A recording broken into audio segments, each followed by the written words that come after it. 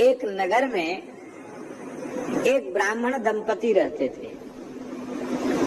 ब्राह्मण बड़ा पवित्र था, त्रिकाल संध्योपासन, अग्निहोत्र और पंच महायज्ञ आदि करता था, शास्त्रों का पंडित था, विद्वान था, पर वैष्णव नहीं था, भगवत भक्त नहीं था। और उसकी पत्नी परम पतिव्रता थी।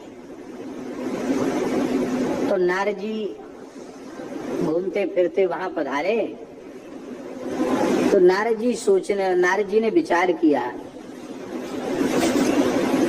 कि जिस धर्म का आचरण यह ब्राह्मण कर रहा है उसका अधिक से अधिक फल इसको मिलेगा कि इसको स्वर्ग की प्राप्ति हो जाएगी, और स्वर्ग में पुण्यों का भोग करने के बाद फिर धरती में जन्म लेना पड़ेगा। और इसकी पत्नी पतिव्रता है, ये तो वहीं जाएगी जहाँ पति का लोक है, तो पति को तो स्वर्ग जाना है, सकाम कर्म कर रहा है, स्वर्ग जाना है, ये भी स्वर्ग तक ही सीमित रह जाएगी। तो नारद जी को करुणा का उदय हुआ, बोले ये दोनों ब्राह्मण दंपति भगत बन जाएं तो बहुत अच्छा है। तो नारद जी तो बड़े लीलाधारी, नारद जी ब्राह्मणी के यहाँ पहुंचे, नारायण नारायण नारायण बीणा बजाते हुए, अरे आओ आओ महाराज आओ। वो पहचानते नहीं थे नारद जी महात्मा हैं। प्रणाम किया, भीतर बुलाया, चरण धोए, पूजन किया और बोले महाराज भिक्षा कर लीजिए, भोजन कर लीजिए। बोले हाँ देवी, ये ब्राह्मण के यहाँ की भिक्षा तो यतियों के लिए ग्राह्य है, हम सन्यासी हैं, विरक्त हैं, और तुम ब्राह्मण हो, ब्राह्मण की भिक्षा तो अमृत के समान मानी गई है, बड़ी पतिव्रता हो, ठीक है लाओ पवाओ। ब्राह्मणी ने बढ़िया बढ़िया रसोई बनाई थी, नारद जी ने सब प्रेम से तृप्त होके पाया, भोजन किया। अब भोजन करने के बाद इलायची लौंग लेकर के जब बैठ गए तो नारद जी ने कहा कि देवी एक बात पूछे। कहा महाराज आज्ञा करो। तुम्हारे गले में कंठी नहीं है? बोले हम तो जानते नहीं महाराज कंठी होती क्या चीज होती है कंठी, हम सौभाग्यवती नारी हैं, मंगल सूत्र पहने, कंठी क्या होती है, तिलक भी नहीं, हम तो ध्यान ही नहीं दिया। दीक्षा लिया है किसी से, नाम कान में सुना है कि नहीं?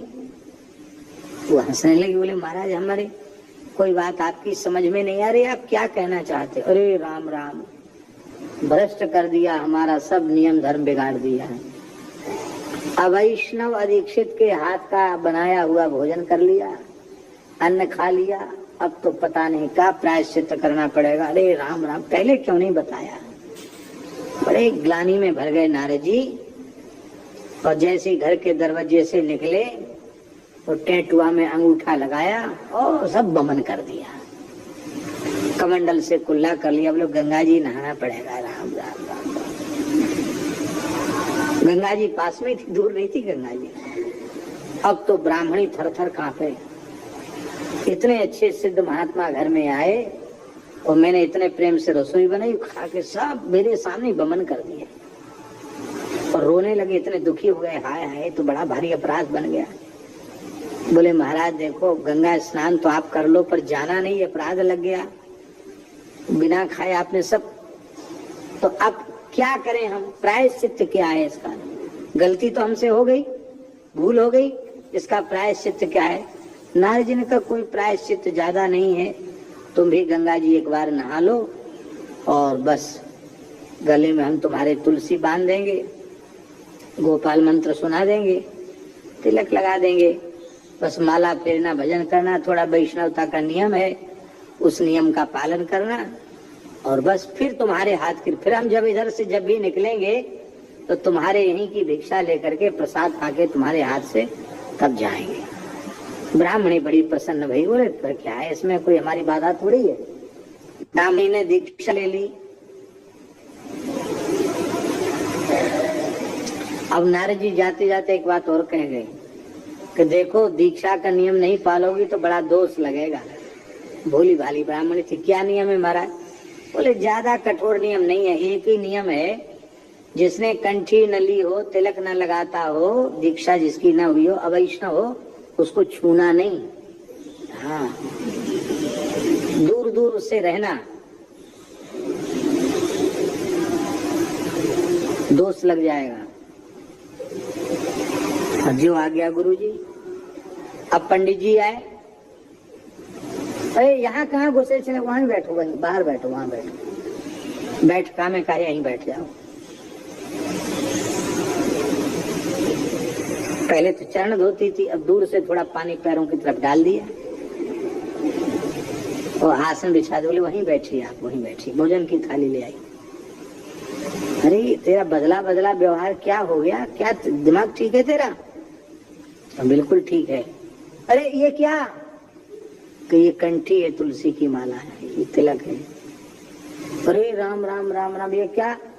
अरे ब्राह्मण तो जन्म से ही जगत गुरु होता, तुम किसके चक्कर में पड़ गई? बहुत बुरा हुआ। ब्राह्मणी ने कहा महाराज कुछ भी हो जाए, मैं अपने गुरुजी की बात तो नहीं टाल सकती। ब्राह्मण ने कहा भाई एक ही घर में रह के तुम मेरे साथ अछूत जैसा व्यवहार कर रही हो, कैसे चलेगा? तो गुरुजी की आज्ञा है, जिसके तिलक तुलसी ना हो उसको छूना नहीं।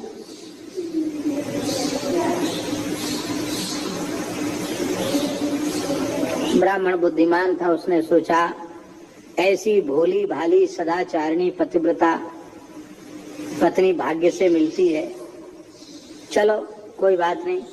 बोले अब तुम बताओ हम कैसे ये सब भेद खत्म हो, कैसे होगा? बोले वो तो यही बात है, जैसे हमने कंठी धारण कर ली ऐसे तुम भी कंठी पहनो, तिलक लगाओ। और बोले तो गुरुजी कहाँ खोजेंगे तुम्हारे गुरुजी? अरे बोले बड़े सिद्ध पुरुष है, वो कह के गए थे कि जब कभी तुम आर्त भाव से हमें पुकारोगी तो हम आ जाएंगे, बुलाओ गुरुजी को। ब्राह्मणी ने जैसे ही आंख में आंसू भर के कहा गुरुदेव घर में बड़ी अशांति हो रही है, आप कृपा करो, पधारो, हमारे पति परमेश्वर बड़े दुखी हो रहे हैं। नारद जी प्रकट हो गए। दर्शन करते ही ब्राह्मण समझ गया ये कोई सामान्य पुरुष नहीं है, तत्काल यहाँ प्रकट हो गए, इसका मतलब सिद्ध पुरुष हैं। प्रभु जाओ ब्राह्मण देवता, बोला प्रभु हमको भी दीक्षा दे दो, कंठी दे दो। बोले जाओ गंगा स्नान करके आओ। ब्राह्मण गंगा स्नान करके आया। लोगों ने पूछा कि पंडित जी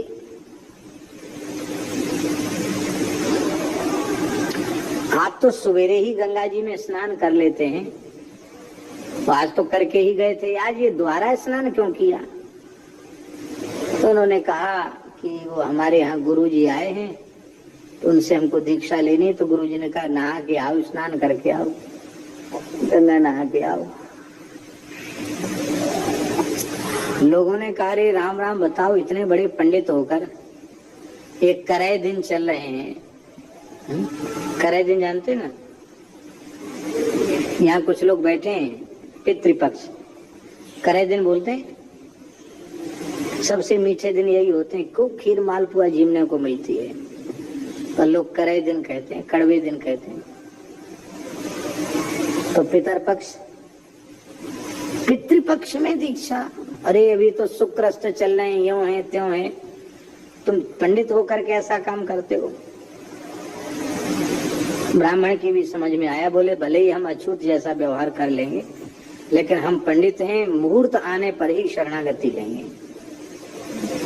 तो पंडित जी ने नारद जी को मना कर दिया, नारद जी चले गए। अब उम्र का तो कोई ठिकाना है नहीं। उसी श्राद्ध पक्ष के बीच में ही पंडित जी का समय पूरा हो गया और बिना भगवत शरणागति के पंडित जी का शरीर शांत हो गया। पंडित जी शांत हो गए और पत्नी सती हो गई। सती हो गई, चिता में जलकर, अग्नि में जलकर सती हो गई। अब क्या हुआ? दूसरा जन्म हुआ।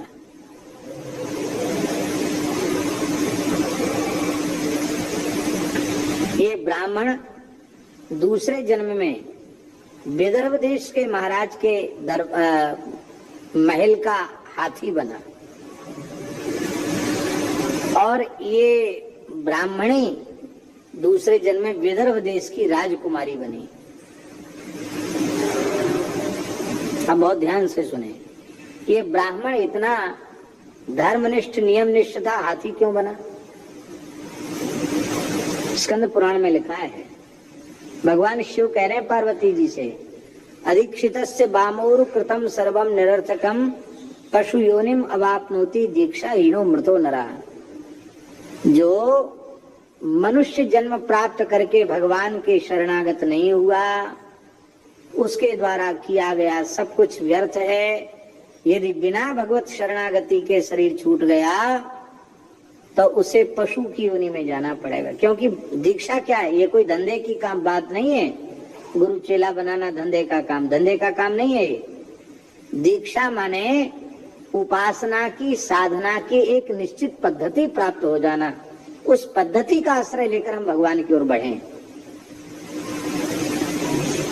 और एक बात हम बड़ी विनम्रता से निवेदन कर रहे हैं, कई लोग अच्छे साधक होते हैं पर भटके हुए होते हैं।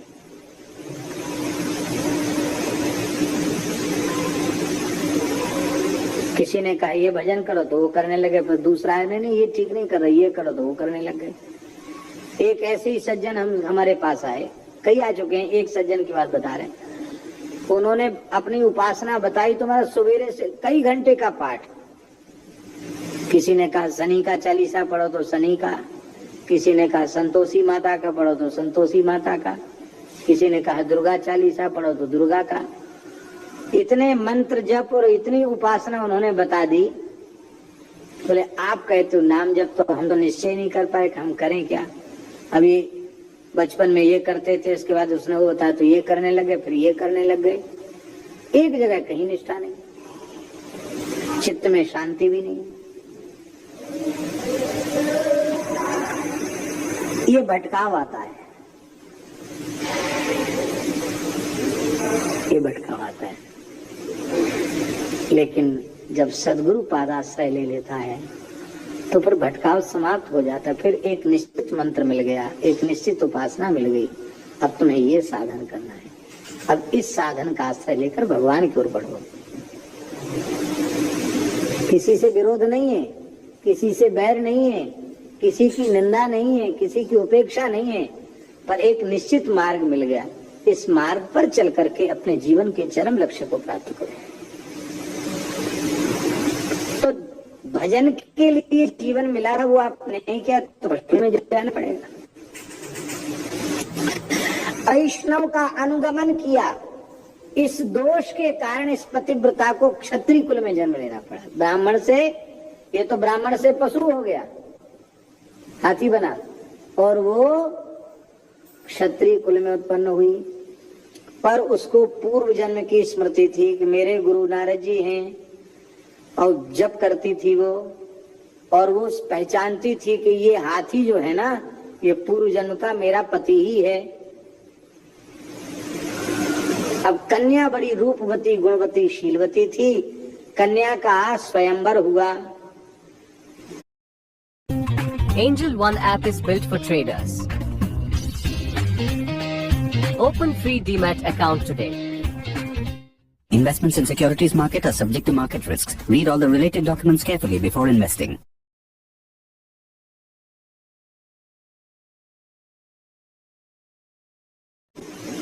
पूरी धरती के देश देश के राजा आए, क्योंकि कन्या बहुत अधिक सुंदरी थी। उस सुंदरी कन्या के हाथ में कमल की पुष्पों की माला दी गई, और वो माला लेकर के चारों ओर घूमी, और दरवाजे पर झूम रहा था हाथी। हाथी के गले में माला उसने डाल दी। कोई राजकुमार पसंद नहीं आया, हाथी के गले में माला डाल दी। सबको बड़ा आश्चर्य हुआ कि पागल तो नहीं है। अरे किसी राजकुमार के गले में माला न डालकर हाथी के गले में डालने का प्रयोजन क्या है? पिताजी ने कहा, बेटी तुम तो बहुत बुद्धिमती हो, गुणवती हो, क्या कर रही हो? तुम्हारी बुद्धि ठीक तो है कि नहीं? कहा, पिताजी मेरी बुद्धि बिल्कुल ठीक है, मैं पतिव्रता नारी हूँ। मैंने संकल्प किया है कि मैं अपने पति को छोड़कर कहीं नहीं जा सकती। मैं पूर्व जन्म की ब्राह्मणी हूँ, और ये पूर्व जन्म का ब्राह्मण है, मेरा पति है, मैं सती हुई हूँ, और जहाँ कहीं इसका जन्म हो वहीं मेरा जन्म हो, इसलिए तुम्हारे यहाँ ये भी पैदा हुआ, मैं भी पैदा हुई, और मैं पति को छोड़कर दूसरे का वर्ण नहीं कर सकती, क्योंकि मुझे पता ही मेरा पति है। तो मैंने खूब सोच समझ करके गले में माला डाली है। बेटी, मनुष्य का संबंध किसी पशु से वैवाहिक संबंध नहीं हो सकता। विचार करो। बोले विचार करने की अब गुंजाइश नहीं है, क्योंकि पतिव्रता एक बार ही वर्ण करती, मैंने वर्ण कर लिया। अब सब विषाद में पड़े थे, क्या करे।